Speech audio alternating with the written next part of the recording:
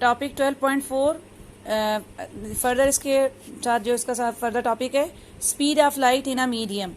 Refraction of light is cause by the difference in speed of light in different medium. हमने अब light की refraction के बारे में पढ़ा कि लाइट जब भी किसी एक मीडियम से दूसरे मीडियम में एंटर होती है तो लाइट रिफ्रैक्ट होती है, अपना पाथ चेंज कर लेती है।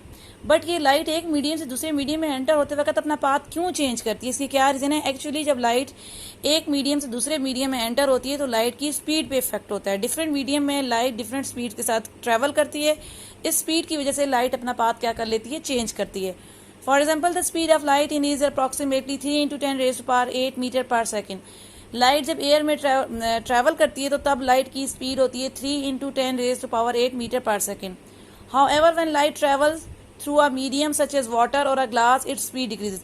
लेकिन लाइट जैसे ही आप मीडियम ले लें, वाटर ले लें, ग्लास ले लें, क्योंकि ये डेंस मीडियम है तो इनमें जब लाइट ट्रैवल करती है डेंस मीडियम में तो इसकी स्पीड डिक्रीज हो जाती है। लाइट जब किसी रेयर मीडियम में ट्रैवल करती है तो वहां पर लाइट की स्पीड इंक्रीज हो जाती है। लेकिन लाइट डेंसर मीडियम में ट्रैवल करे तो इसकी स्पीड क्या हो जाती है, डिक्रीज हो जाती है। फॉर एग्जाम्पल ग्लास में, वाटर में।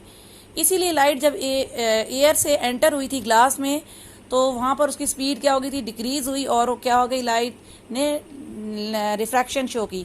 The speed of light in water is approximately is 2.3 × 10⁸ metre per second. और स्पीड ऑफ लाइट वाटर में कितनी है, 2.3 × 10⁸ metre per second. Speed of light air में सबसे ज्यादा थी, that is 3 × 10⁸ metre per second. जबकि स्पीड ऑफ लाइट, वही लाइट जब वाटर में ट्रेवल करती है तो उसकी स्पीड डिक्रीज होकर कितनी रहेगी, 2.3 × 10⁸ मीटर पर सेकेंड।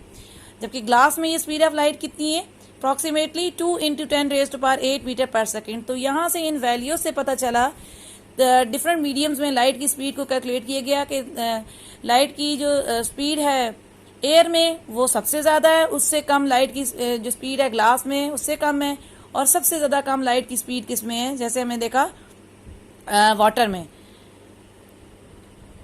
सॉरी, सबसे ज्यादा लाइट की स्पीड जो थी वो एयर में थी, फिर उसके बाद उनकी वाटर में, और सबसे कम फिर किसमें देखने में आई, ग्लास में। यहाँ से ये देखने में आया कि हमारे पास 3 डिफरेंट मीडियम थे, तीनों मीडियम में लाइट की स्पीड हमारे पास क्या आई, चेंज आई। To describe the change in the speed of light in a medium we use the term index of refraction और रिफ्रैक्टिव इंडेक्स। जैसा कि हमने ऊपर भी टॉपिक में पढ़ लिया था रिफ्रैक्टिव इंडेक्स, कि ये इस टर्म को डिस्क्राइब करने के लिए हमें रिफ्रैक्टिव इंडेक्स के बारे में बताना चाहिए। Refractive index very important topic girls. The refractive index n of a medium is the ratio of the speed of light c in air to the speed v of light in the medium.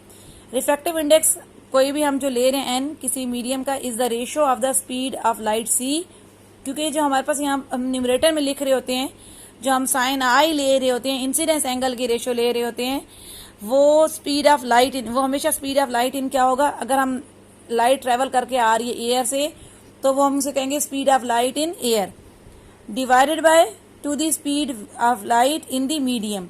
Divide किससे करना है, जब भी speed of light हम air में देखेंगे तो उसको आपने सी से डिनोट करना है, और स्पीड ऑफ लाइट को किसी और मीडियम में अगर ट्रेवल कर रही है तो उसको आप किससे डिनोट करेंगे, वी से डिनोट करेंगे। सी का मतलब है कि अगर लाइट जो है वो ट्रेवल करके आ रही है एयर में तो उसकी स्पीड को हम सी कह देंगे, जो कि हमारे पास कैलकुलेटेड वैल्यू होती है 3 × 10⁸ मीटर पर सेकेंड। और v का मतलब लाइट की वो स्पीड जो वो जिस किसी मीडियम में भी ट्रेवल कर रही है, चाहे वो ग्लास है या वो वाटर है, जो भी मीडियम हो। अगर लाइट जो है ट्रेवल कर रही है एयर से एंटर हो रही है, किसमें, ग्लास में हो रही है, तो रिफ्रैक्टिव इंडेक्स का फार्मूला क्या बन जाएगा, speed of light in air divided by speed of light in medium.